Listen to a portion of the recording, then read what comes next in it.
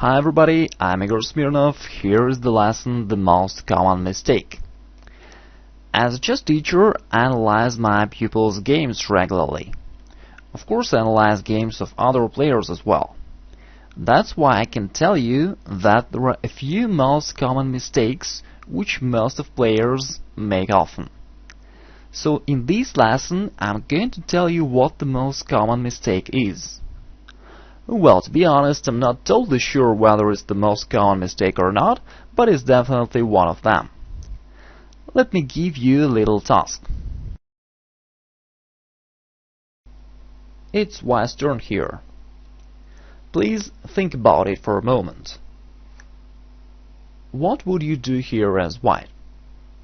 What is your intuitive impulse?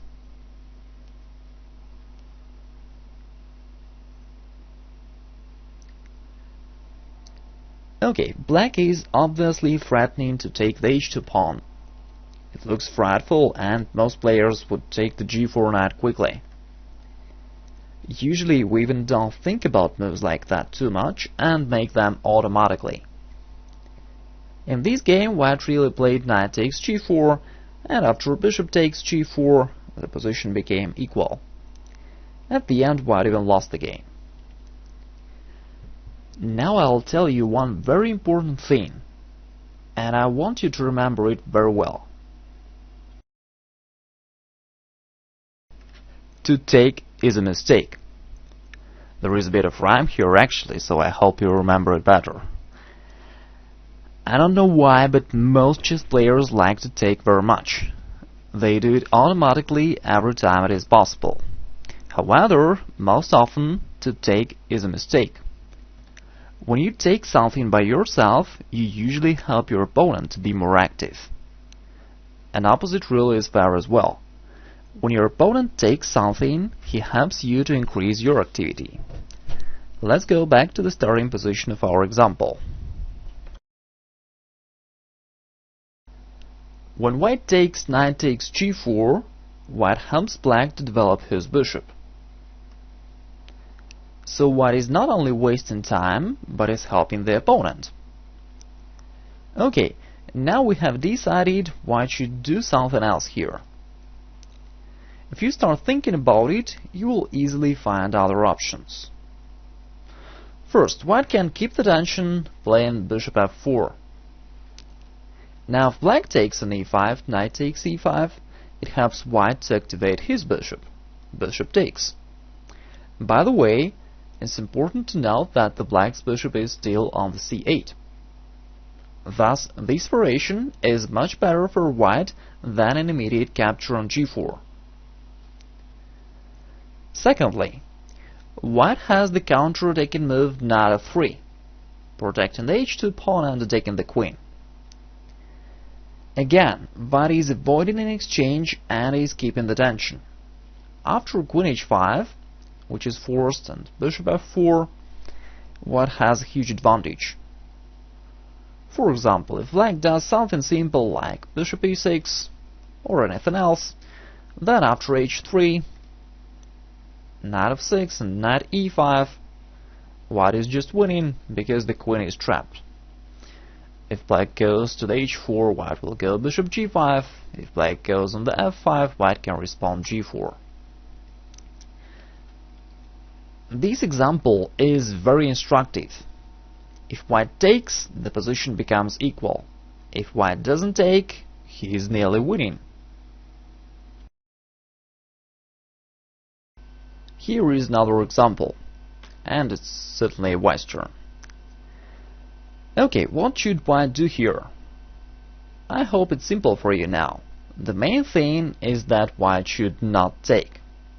If White makes this mistake, rook takes d8, and then after rook takes d8, the position is equal and Black has no problems at all. Thus, White should keep the tension and allow Black to take. That's why he played rook d2.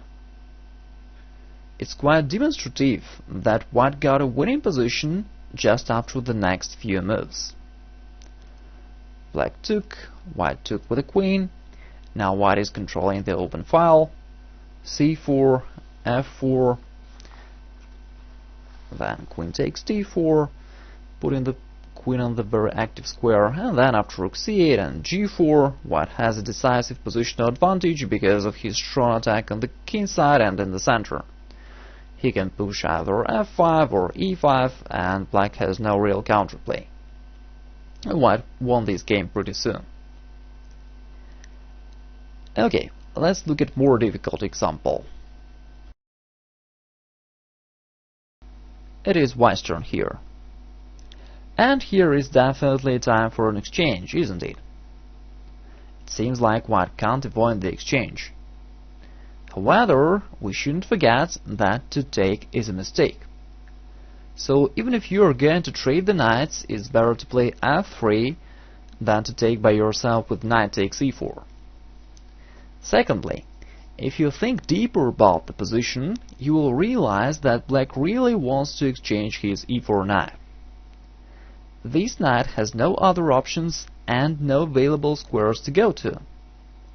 Therefore, white may try to trap the knight, and white needs to prevent an eventual exchange first. This is how we can come to the move knight b1. Though it looks strange, it threatens f3, capturing the knight. For example, in the line rook c8 or something else, then white can go f3, and after knight g5, which is forced, white will win the game after h4. So, after knight b1, black is forced to defend. Probably he should play knight d7. Then white will certainly play f3, knight f6, and now white can bring his knight back into the game, knight c3. White actually placed the knight on the better square, and here white has a stable positional advantage. By the way, in the game, white simply played f3. And then after an exchange of the knights, knight takes d2 and queen takes d2, and the position remains approximately equal. You can see again how powerful the idea of avoiding exchange can be. Finally, I'd like to show you one game where the topic of this lesson was the bottom line for the whole game. c4, e6, knight f3, d5, e3, d4. And these moves are not so interesting for us at the moment. e3. Okay, starting from this position, there will be a possibility for an exchange always. Let's see how both players will deal with that. And by the way, the last black's move knight c6 is definitely a logical choice, since we're trying to keep the tension. E takes d4, white took the pawn, which helps black to activate his knight. This is why we shouldn't take usually. Bishop b2, alright. Now white is trying to force black to take on f3, which will help white to activate his queen. Bishop c5, black is still keeping the tension. Okay, what should white do here? I'm pretty sure that a lot of players would simply take on d4. However, to take is a mistake. If you understand this well enough, you will always look for something else instead of an exchange. This is how white found the best move b4, increasing the tension. Now black has the same problem. It seems like he has to take on f3 finally. Although black played queen f6. He is increasing the tension, which is definitely the right idea. So right now, if white takes the bishop on c5, black will take on f3 first, and after that capturing the bishop b2. And this is the black's tactical idea. Okay, here white gave up and played knight takes d4. Then after bishop takes and exchange of the bishops, black got a stable positional advantage because of white's weaknesses and the active black queen. Black realized his advantage quite easily and won the game in the end. Okay, let's go back to the last critical position before an exchange. Is there any way for White to continue keeping the tension? White's main problem is the weakness of his b2 bishop. Black is threatening to take it, as we know. So it's enough for White just to protect the bishop and to play bishop c3. Now Black has to take on f3, knight takes, queen takes, pawn takes. The Black's pawn g7 is hanging, so bishop f8 is the only move. And in the final position, White is very active. He can use the open g-file, playing rook g1. He can play d4 to create a strong center, so everything is good. It's quite pleasant to play such a position practically.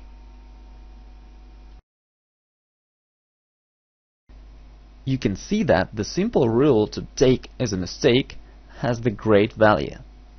By the way, it's important to note that in the last example, Black won against a strong Grandmaster just using this advice. So I recommend you to do the same. And I must make a little note at the end. Of course, I don't mean that you should never take. Chess is a concrete game. If you see that you can take and get some advantage, then you certainly should do it. However, in most of standard situations, you should remember and follow the rule to take is a mistake. If you remember this advice and follow it in your games, you will play more interesting games with much better results.